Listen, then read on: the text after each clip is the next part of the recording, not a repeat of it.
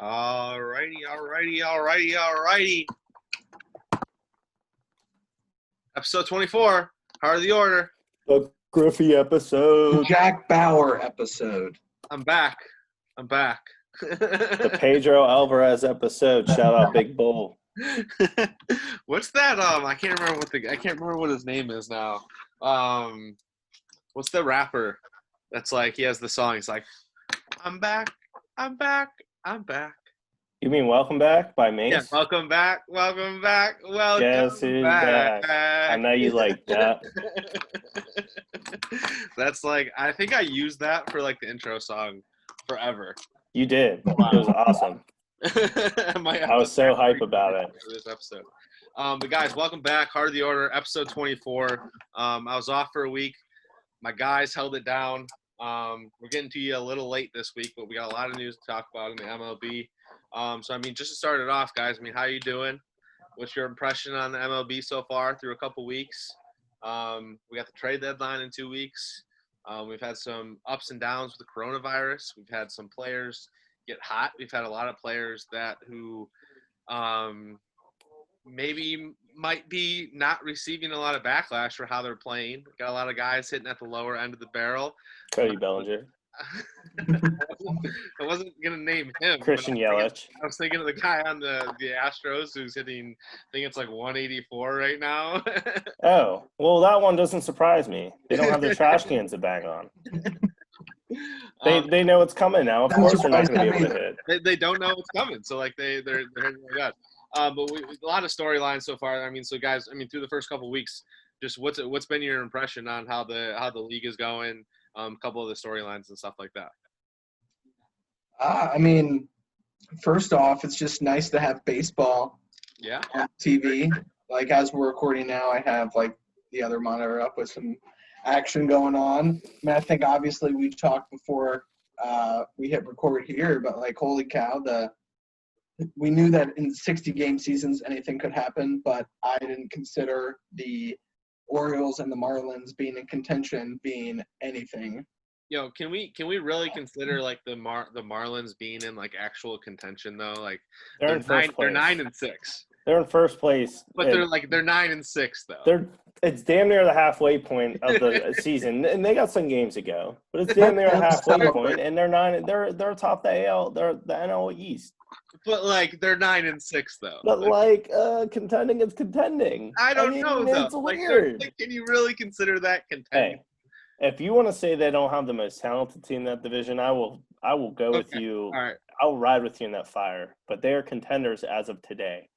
I'm gonna agree with you on the first point, but I'm not gonna call them contenders yet. Because you don't want to. You don't want to admit it, and that's fine. No, 9-6. They're not contenders. That's fine. They're contenders at the top of the NL East. That makes the rest of the NL East so terrible. Look, they're contenders with an asterisk. I'll say that. like this. So were the Red Sox eliminated with an asterisk?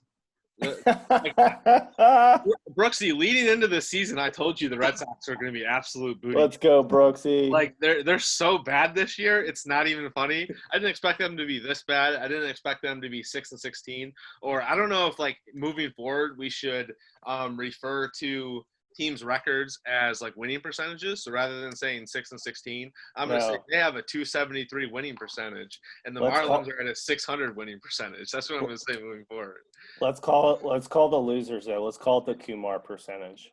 There you go. That's basically that's the prize. It's Kumar Rocker, baby.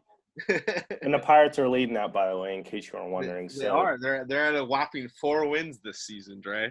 Hey, 4 wins. Hey, when you're in last, you're in first. You know, that's exactly the mood it is right now. How it goes. Up is down in this season. Down is up. It's been an interesting first couple weeks just to see kind of how teams have reacted. I mean, we touched on it a little bit here a couple seconds ago, but there's been a lot of guys who like haven't been performing to expectations. I mean, Christian Yelich is one of them. Cody Bellinger is another one. Jose Altuve. I'm not even going to touch on him because like it's probably right that he's performing how he's performing. But I mean, Dre, what do you think kind of contributed to those guys? I mean, not living up to the numbers that they normally put up in regular seasons. I feel like they weren't ready. I feel like they weren't ready for the sprint out the gates as opposed to the marathon that is the dog days of summer. Like if baseball started on time right now, they would 100% be in the MVP conversation because they'd have enough time to sort of dig themselves out of that hole. But I feel like them knowing that, and this more so applies to Yelich than it will Bellinger, and I'll get to why in a second, but them not knowing or them putting a lot of pressure on themselves in order to perform because they're regarded to carry their teams. Both of them are MVPs. Cody won last year, and Yelich, I believe, won 2 years ago. If not, he was. I mean, they're 2 or 3 years ago. Yeah. Yeah, they're either way. They're near the top. Bottom line is like a guy. Those two guys are expected to perform. They're not performing. I feel like them knowing that the season's going to end here in a month and a half is putting a lot of pressure on themselves. Now, it applies more to Yelich because he is the man. Yeah.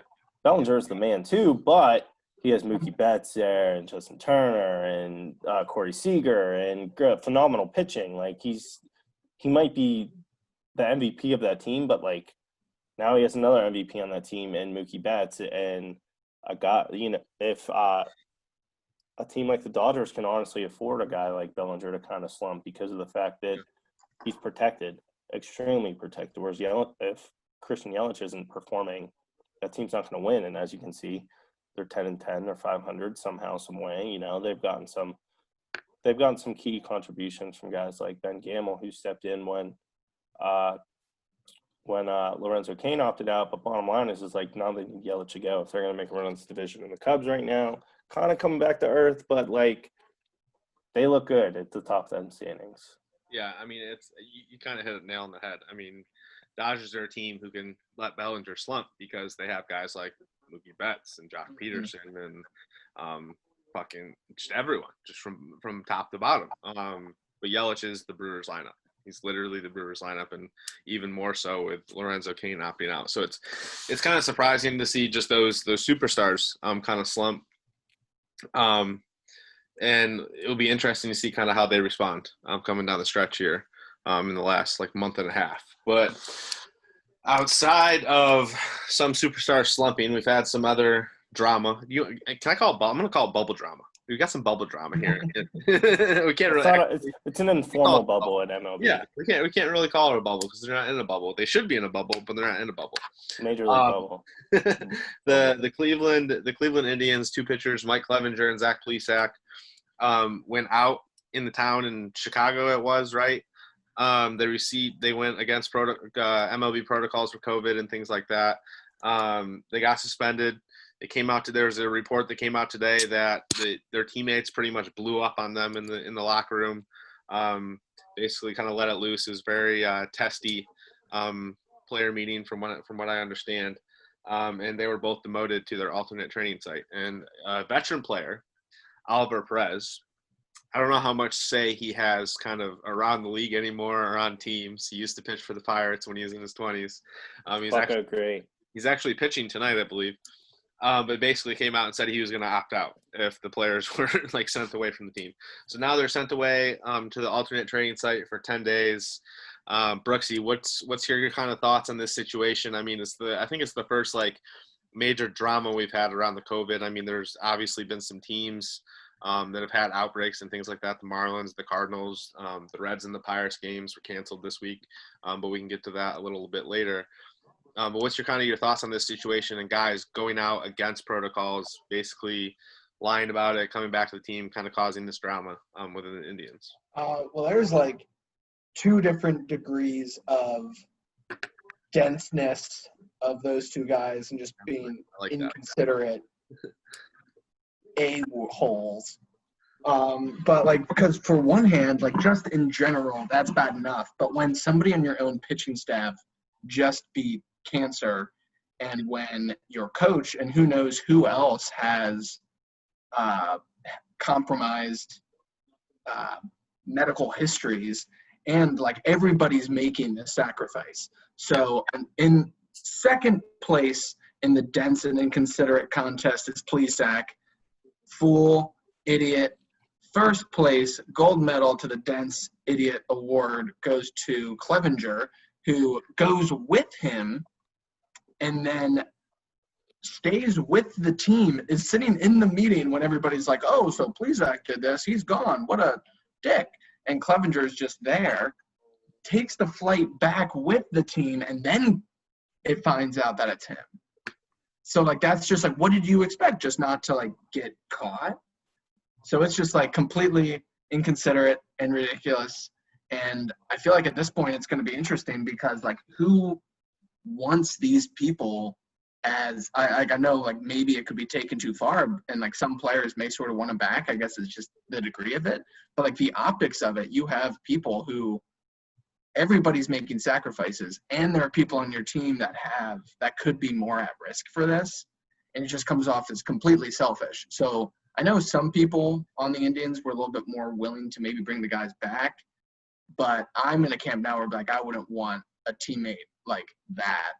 So hats off for the Indians for making, like, that tough decision, because their, like, staff ERA was the best in the league, or was the best in the league, and these are two guys that were the top performers. But it's going to be interesting now, like, well, do they come back later? Are they traded? Like, how do they respond to having, like, two very valuable assets getting roped up in bubble drama? Yeah. But it was, I mean, for me, I think the biggest thing, I mean, you hit it right with Carlos Carrasco is a guy who battled leukemia for most of last year, came back, pitched in the playoffs, started a game in the playoffs. I mean, that in itself is iconic to return back from cancer and perform in a playoff game. But then you also have a coach like Terry Francona, who's a little, has health concerns in the back end as well.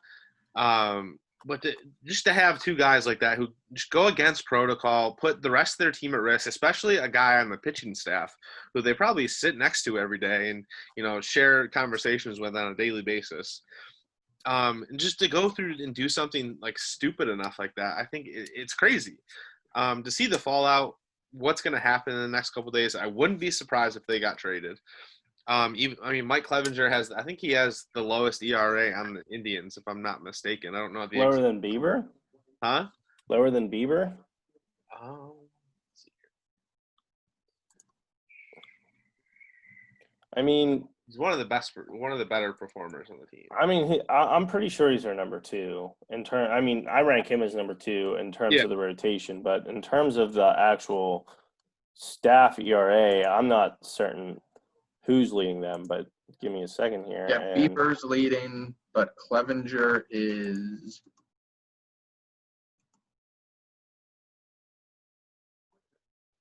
Clevenger's got a 3.24 behind Plesac. So it was Plesac that had the lowest ERA is what I was reading.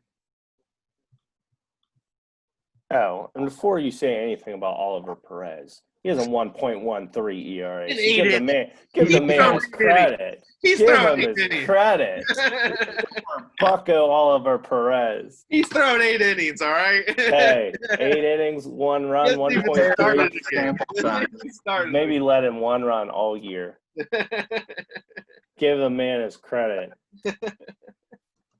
But you have Bieber up there with 34.2 innings at 1.30 ERA. Plesac's at 21 innings with a 1.29. Clevenger's at a 3.24.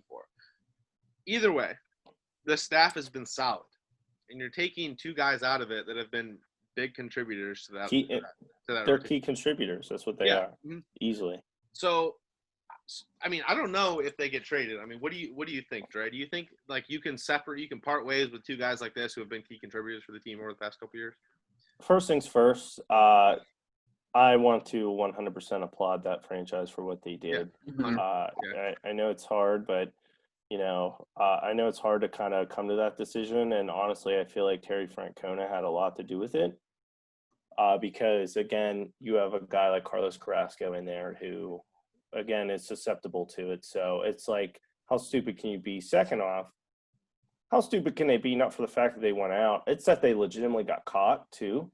Like, they're just complete morons. So when it comes out your question, Mac, like, honest to God, I probably would look to trade these guys. I really would. I don't know how you come back from that. And I know it seems drastic because it's like, all right, they made a mistake, but it's not like I'm not looking at this as something like, oh, I let my team down because I took steroids, or I let my team down because I had an error, or I got thrown out of a baseball game. I should have kept my cool. Like you're not taught at this point. This COVID-19 is not about sports; it's about life. And they did everything in their power to not protect their teammates. I don't know how that locker room can't. I don't know how they can trust them again. Yeah, I don't know. Sorry. I was just gonna say, and I from the other side of it, I mean, I don't know who would take them in, but I will say this: they're both still extremely talented. Just because they're stupid morons doesn't mean that they're not talented, and they can help teams win. So it's just, and with the way, I guess, if you're looking at the trade market, the way it's going to break out, it's looking like those two guys, if they are traded, you're going to get a haul for both of them. Yeah. So because it looks like the assets out there are not so barren. I'm sure we'll get into that later, but I wouldn't even care about making playoffs. I care more about keeping my players safe.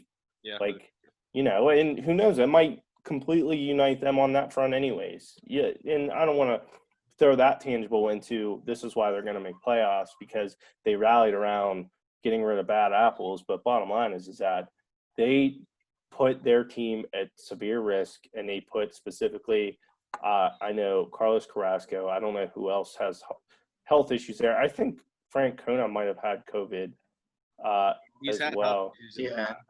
Bottom line is just like he put that entire they both put that entire team at risk, and it's just, how stupid can you be? You're not going to cut him. I would trade him. I honestly would. Mm-hmm. And I think Clevenger, like this, I think this is his last year under contract, so he may have gotten paid elsewhere. It'll be interesting to see how that is impacted, or if he's even on the team. But I thought I have Linder's statement on it up from a few days ago. It's long, but I'll read it quickly. We have to sit and look ourselves in the mirror, and it's not about the person we see in the mirror. It's who's behind you, the other people. It's not about one person. It's about everybody around you, family, coaching, Carlos Carrasco, all the players on teams are high risk. We're in a time right now with COVID, with racism, with everything. This is a time where we need to be selfless. This is when we have to sit back and understand this is not about one person specifically. It's about everybody. Yeah.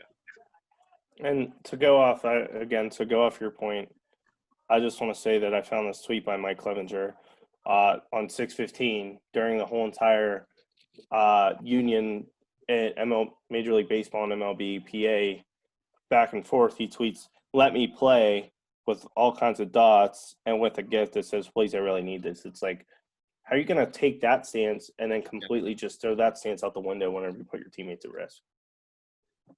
It's definitely a tricky situation. I mean, I wouldn't be surprised if they got traded in the next 2 weeks. We'll get to the trade deadline. But, well, I'll say this about Carrasco, or not Carrasco, about Clev's contract. Clev is up in 2023. He's expected to be a unrestricted free agent. Well, I was off on that one. I don't know about the Plesac contract as of yet. It's going to be interesting to see how it plays out. Trade him to Boston. Boston needs pitching. Cleveland needs hitting. I'm not saying, hey, I want these guys, but if we can get him on a cheap contract, Plesac has a long way to go. I know that because this is only year 2 in the league, so he has a long way to go. It'll be interesting, especially with how that pitching staff has performed. I think if you take 2 guys out like that, it's going to be interesting to kind of see how the Indians perform over the rest of the year. I mean, they're sitting in lost the standings now, of course. I think they're in 2nd or 3rd in the Central.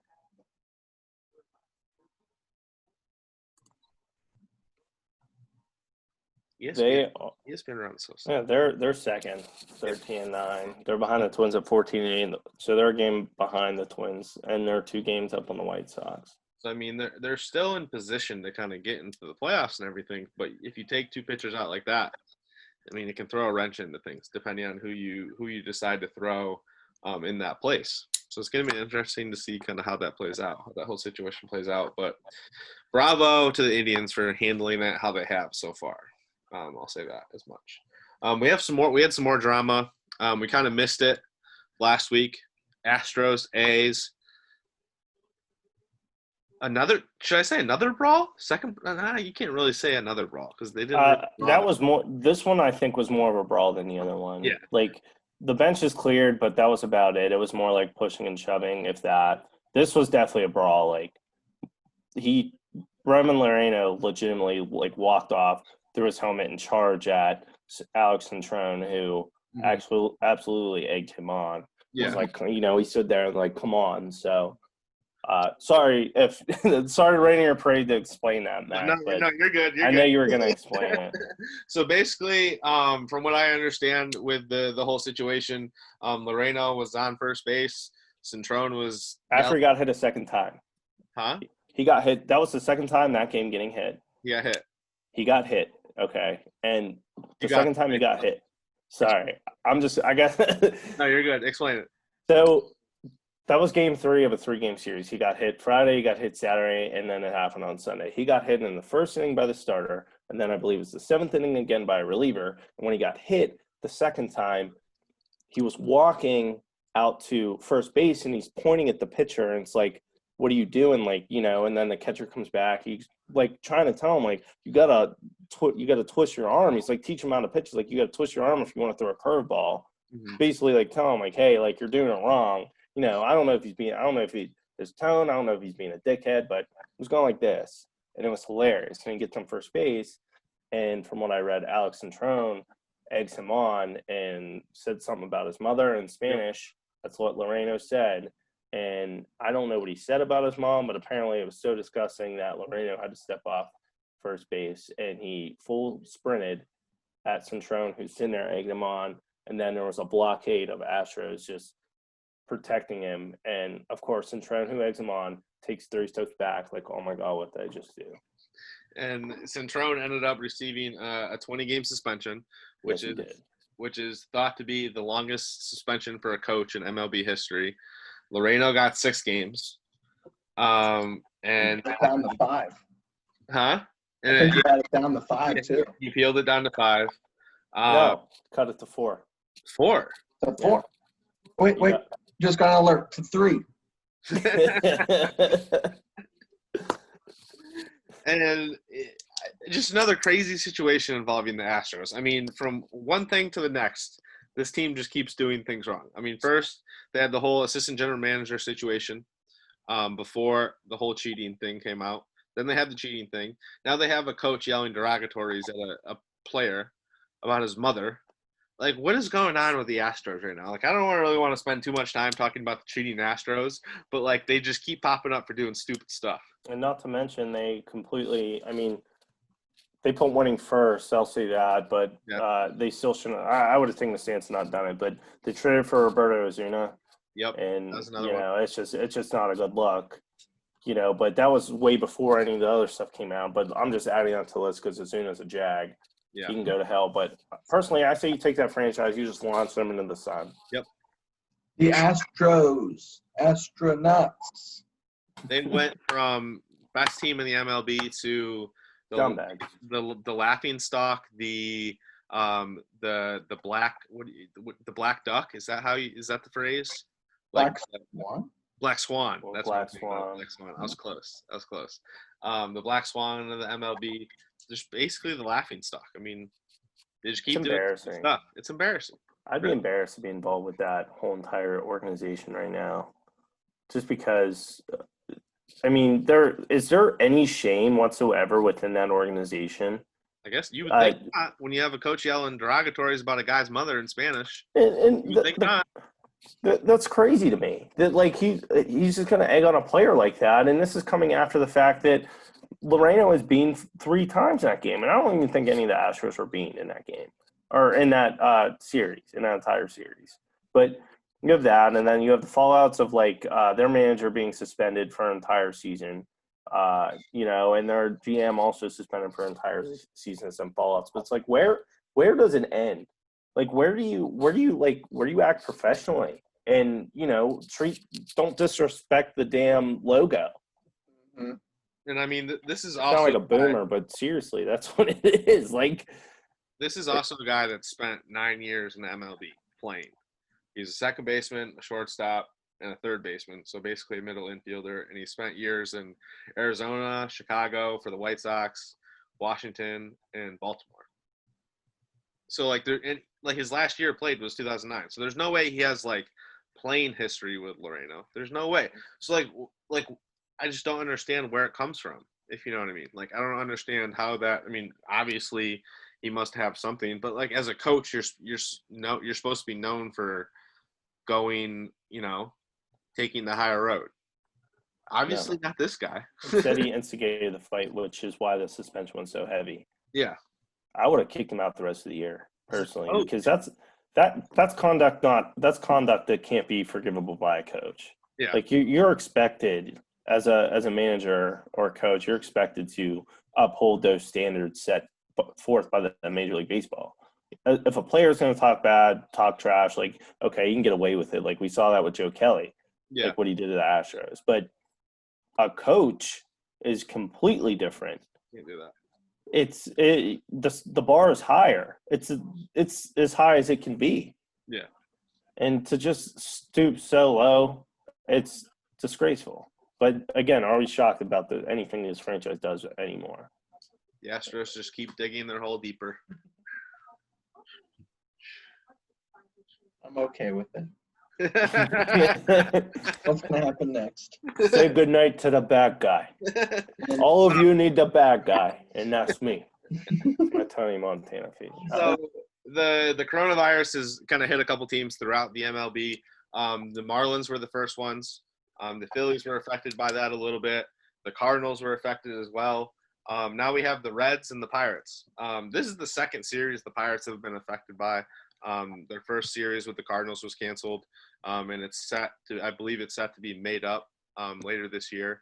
The Pirates and the Reds were supposed to start a series tonight, and their series was canceled from what I understand, and it won't be made up. So it's interesting to see kind of how the pandemic has affected the league so far, and we're going to get to the end of the year, and it's going to come down to winning percentage, which is the weirdest thing that I think is out of this MLB season, is that the playoffs are going to be decided by winning percentage. You're going to have no teams with the same. I mean, some teams obviously are going to play the same amount of games, but some teams aren't going to have the same amount of games, and it's going to be different leading in the playoffs. I mean, what's your guys' thoughts on what's happened so far through the season? Brooksy? I mean, part of mine, maybe you guys can enlighten me. So in the case of the Marlins, and it felt like where there was like a full-scale outbreak. Yeah. The amount of time and maybe it's like who actually had it, what the contact tracing looked like. Mm-hmm. And it seemed like they returned at a pretty like reasonable time. And then in the Cardinals case, I know like they were shut down, and then they were going to play last Friday, and then that got shut down the day of. So like maybe there's like a different nuance to it, and maybe I'm just saying this because of my hatred for the Cardinals. But can you guys tell me, where does the taxi squad come in here? Like if there's teams that are just like, what have the Cardinals played? I know they're going to be playing a ton of doubleheaders, but as of yesterday, I think they played like 5 games or something. Yeah, they have 9 games right now. So they're 2.5 games back of the lead in the AL Central. I'm with you on that point, Brooksy. Like, I don't understand the whole point of the taxi squad if you're not going to be able to field a team, because I don't think the Cardinals were able to. I don't think they played a game an entire week. Like they just let games go by, and I get that point of like you want to quarantine your team, but once guys are quarantined, once you sort of control the virus, why don't you get back to playing baseball with these guys that are on the taxi squad? Like, I don't understand the point of it either. If it's not going to be utilized to what it needs to be. And I think, to answer your question, Brooksy, I think part of that is because of service time, which is the stupidest thing in the world. Mm-hmm. It again comes down to greed and controlling players. Like, I don't understand it. Like you said, I don't get it. Like, what's the point of the taxi squad if you're not going to be able to use it for moments like this? So at what point is them just like not utilizing the taxi squad because of that greed becoming detrimental to the league?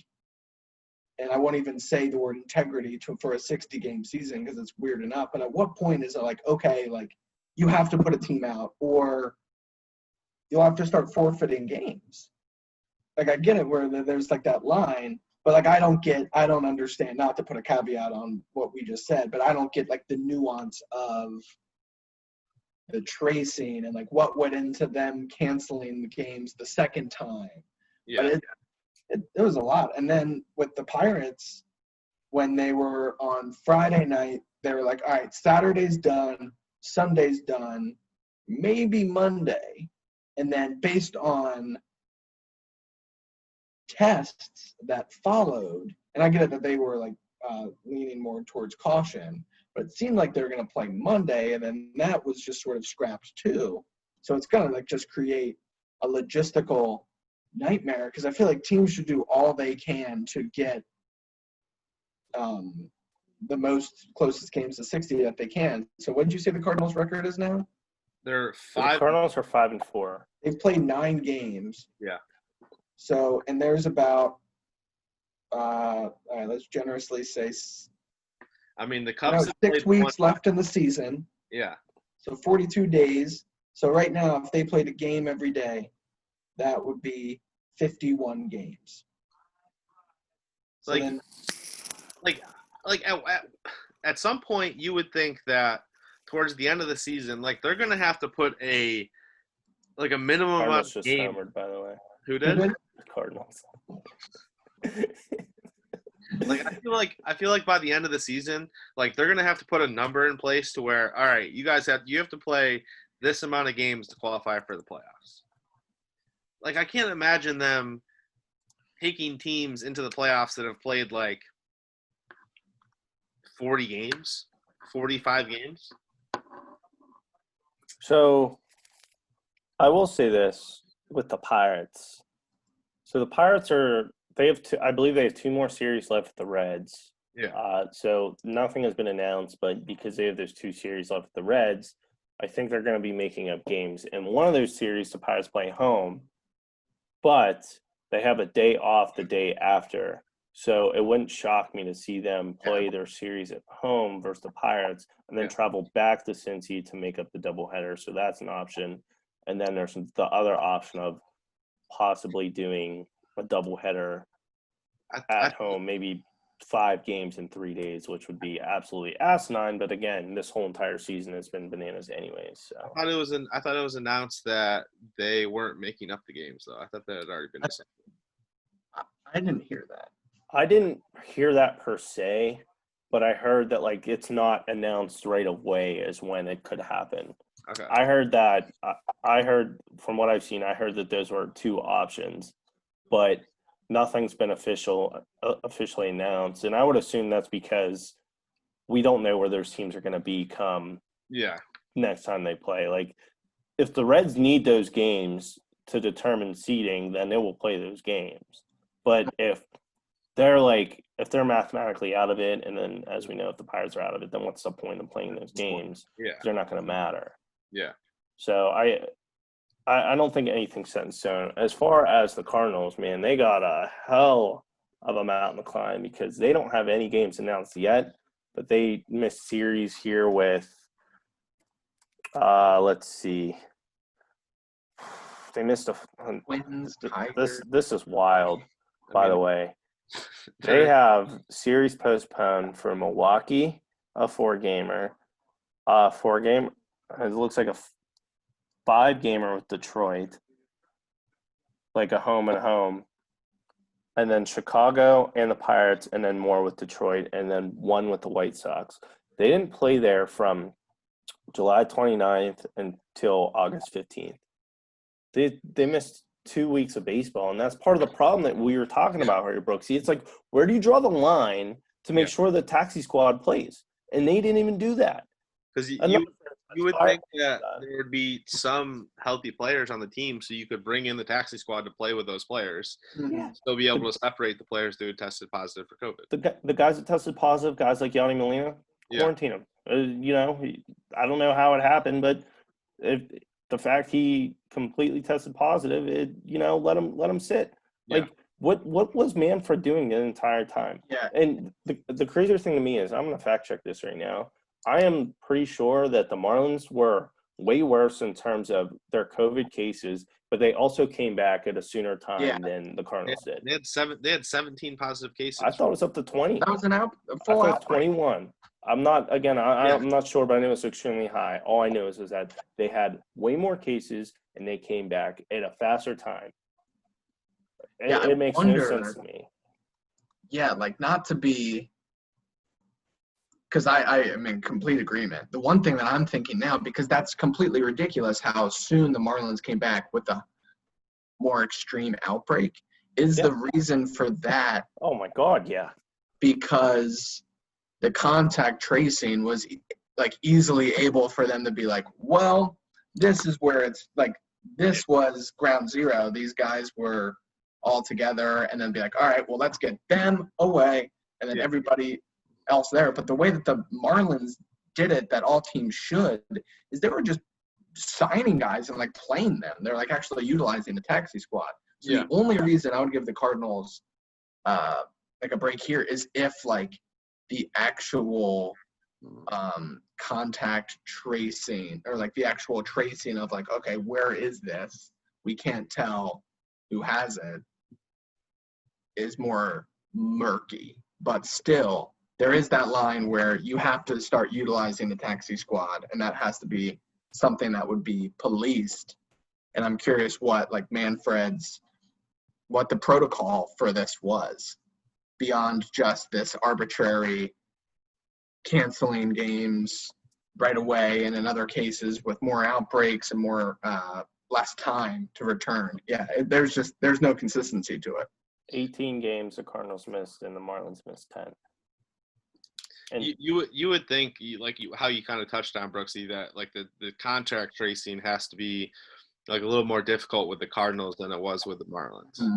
Like I feel like that's the only explanation for missing the amount of games they have compared to Miami. Yeah.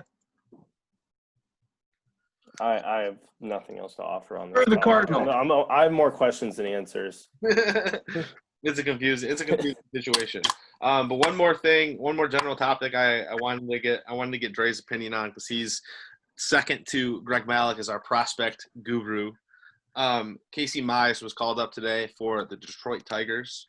It's one of the best pitching prospects in the MLB. Dre, what does this bring to the Tigers? What do they got out of it? I mean, they're a team that's almost in last place in the AL Central. They're 9-10. What does this give them? Well, I don't want to correct you, but I'm going to. Just know it's coming from the heart. He is the best pitching. He is the best pitching prospect in baseball. I believe in the pre-production. You said second best. No, Pearson's second best. Okay. Drew Pearson's second best. All right. So I apologize because I definitely mentioned Pearson. It's 1-2. So that's my bad. But Mize is the number one prospect according to MajorLeagueBaseball.com. And what it brings to their team is a whole lot of excitement, because they're gonna get a preview of what their future is about to look like. And he's the real deal. He's a guy that can touch 100, and his stuff falls right off the table when you talk about secondary pitches. So it's fun to be a Detroit Tigers fan right now, because he's one of those two pieces that legitimately are going to be around that franchise for years to come. The other one's not there yet. But it wasn't shocking to see Spencer Torkelson, who was the first-round pick this year. It wasn't shocking to see him get some play around towards the end of the year. So, but as far as Mize goes, I mean, he's a legitimate. He has ace potential, and watching him pitch is going to be a treat for Tigers fans. I would 100% tune in on Wednesday, which is it'll be his first start.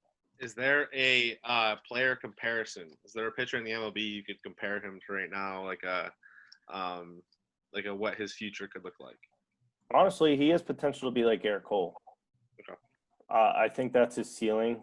He's kind of built like him, big guy, like 6'5", 240. That's what like Garrett was, but why am I at the Astros? I don't know why I'm at the Astros. Somehow they still are haunting me. I'm trying to go to the Tigers. But yeah, this dude, to me, he reminds me of some Garrett Cole. A little bit, another guy kind of seeing him because he's big. He's big like him is Max Scherzer. I know those are two really good guys, and Garrett Cole's easy to kind of compare. Again, just watching him, but if I'm going to make an unbiased comparison, I think Scherzer is a good one. High praise for the best pitching prospect in the That's a ceiling, I don't know where it's flooded. I mean, that's just the kind of stuff he brings to the table. Like, wow. He's that nasty. Okay. All right. Yeah, and I just looked it up on Twitter. The Tigers are also calling up two other top 6 prospects. Another one being a pitcher, because their rotation has been absolute trash. Yeah, he starts on Tuesday. Yeah. I don't know anything about that guy, but quick, call Greg Malik. Yeah, unfortunately, that one kind of got past me. But yeah, he's coming up. He's starting Tuesday, but Mize is going to be the guy. He's going to be the guy there for years to come. So, again, Tigers fans, I'd be extremely hype. I can't find his name right now either because Tyreek Skubal. Yeah. Yep. I was looking at MLB.com and all I see is headline, first home run from the 2000s. We're old. That made me feel real old. Oh, yeah. Real old. He hit a home run before I did. But, the thing with Mize is him being the number one prospect in baseball wouldn't shock me to see other guys get caught up because some other guys have gotten called up. Dylan Carlson's he got the call, and he's an outfielder for the St. Louis Cardinals. He's a guy. He's their best bat in their system, so naturally he's going to win an MVP probably next year. He's number 21 prospect in MLB.com. The Phillies just called up one of their top prospects. He plays third. I can't remember his name right now. I want to say Mick Abel, but I know it's 100% wrong because he was just drafted this year. So he just got the call as well. But yeah, you're going to start to see a lot of these guys, I think, at the call, guys who are like borderline AA, AAA. Yeah, that are what they can do. Sort of major league ready. Mize was a guy who's in AAA. He was going to get the call regardless this year. Yeah, so I'm getting the call now. Does not shock me. But more than anything, it gives me something to look forward to here on Wednesday. Definitely. I mean, as we kind of approach the midway point in the season, we're probably like a week or so away. Trade deadline is 2 weeks out. August 31st. Guys, who are some buyers, who are some sellers that we should look for at the deadline? Are the Marlins and Orioles buyers? There's no way. They're not going to change a thing. None of them have showered yet this year. We're just going to continue the status quo. Mac he just almost walked away. As like, oh hell no, I'm not getting into this. I'm not doing this. There's no chance. Like they're the Marlins are 9-6. All right, if they were like 15 or 16-9, like maybe I could see it. Would you be willing to make a bet? Team that ends the season with a better record, Marlins or Red Sox? Marlins, 100%. I'll take that money right now on the Marlins. I'm gonna go Red Sox because the Red Sox are so bad right now that Nathan Eovaldi is the only pitcher I know on their pitching rotation, and that says something. Eduardo Rodriguez is gone. David Price is in Los Angeles, not even playing with the Dodgers. Chris Sale is hurt. Like they got no one. They got a lineup, and that's about it. Devers is playing decent. JD Martinez is up and down. Like. They're playing really, really bad right now, and I don't know how else to describe it. So that's why I would say Red Sox because despite their bad record, I mean there's a standard that's set there, and at some point the pressure is going to be on the manager to step up or step out, and it's going to be a matter of time. Like, do his players actually step up for him? Like they'll catch wind of it. When the manager comes out, the interim manager, must I say, because Alex Cora was suspended for. Oh wait, yeah. No reason. The interim manager, When I'm the gonna flip. I'm gonna flip now. I'm going Marlins over Red Sox. I forgot that's who their man. When the intern manager comes out and says, "We need to play better baseball. We need to do something better." Yeah, that's not. No, great. it's probably not going good. I completely forgot about them not having Cora. Like I thought he suspended. No, they just fired him.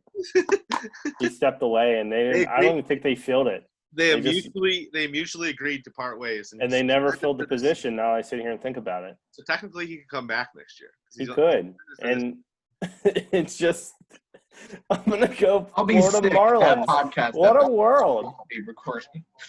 What a world, man! Oh, how the mighty have fallen, and I'm here for it. Everything Boston again.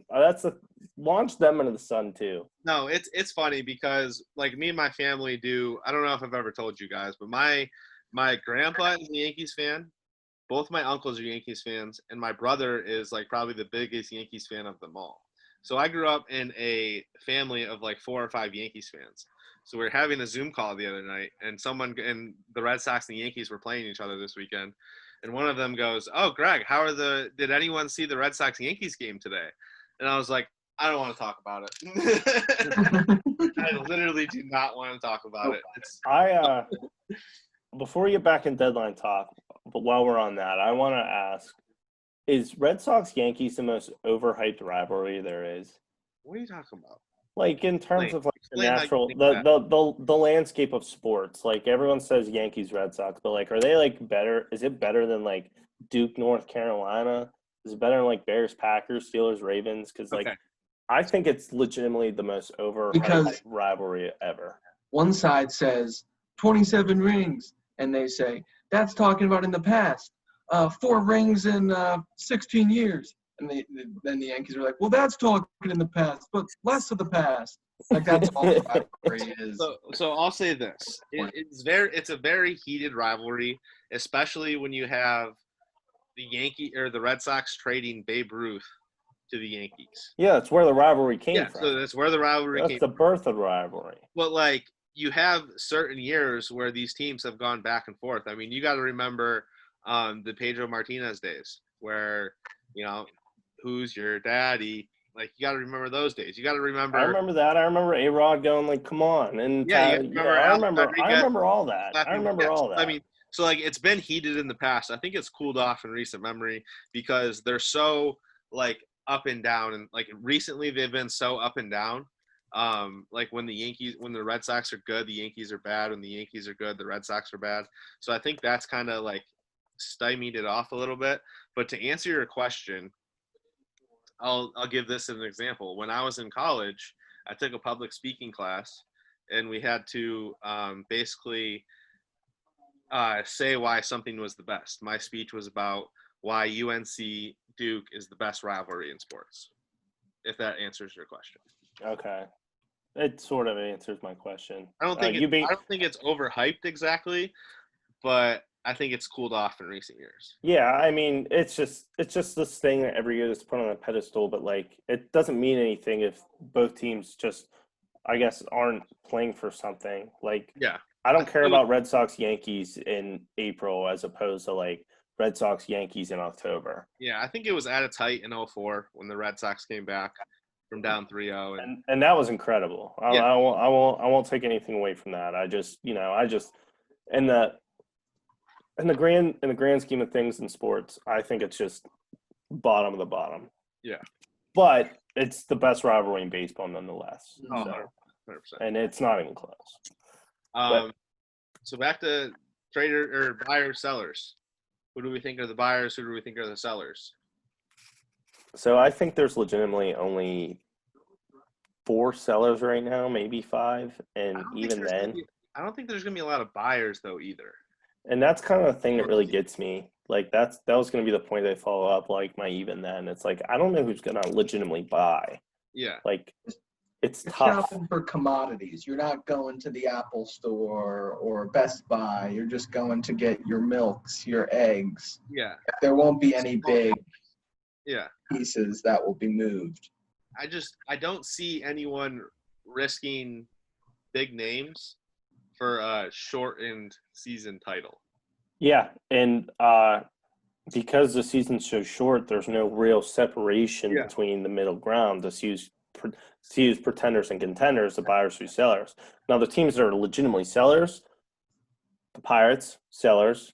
I don't know. We were talking on our show. Their assets are like Keone Kela, who's a rental bullpen piece, which is actually might be their best piece.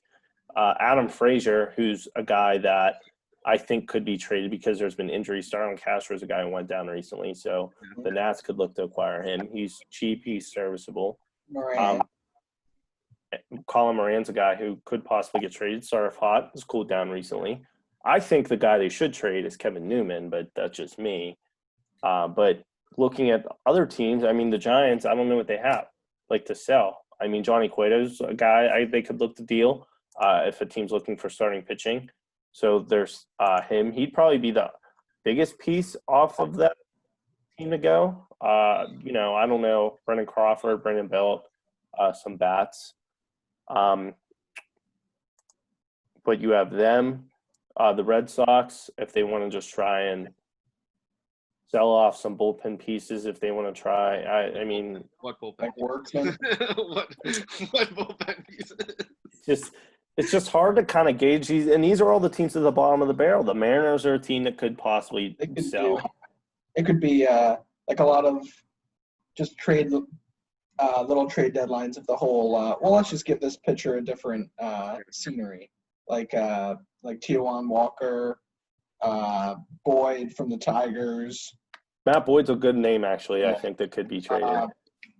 Mike Minor, or is that Matt Minor? No, Matt or Mike? It's Mike, but I'm gonna hold off on that one. He because they're on the fence. They're 10-10, and like they're kind of charging right now. They're starting to look good. But he is a guy that could, like you said, he's a guy that could possibly be traded. And that could be a guy for a winning team that's traded. And they could also just go in and say, you know what, Lance Lynn's available too. Because he's an ace right now. He's one of the best pitchers in the American League. If they make him available, if they make it known that they're going to sell, they're just going to restock their cabinet, their farm system, those two and they say those two guys are available, there are going to be a lot of buyers for them. So, and then we talked about Plesac and Clevenger earlier, that if those guys are made available, who will possibly buy them? Could we see the Yankees going out and making a move for pitching with the depth that they have? Again, it depends on who's available. They could get a back end of the rotation guy, maybe. Tony Watson.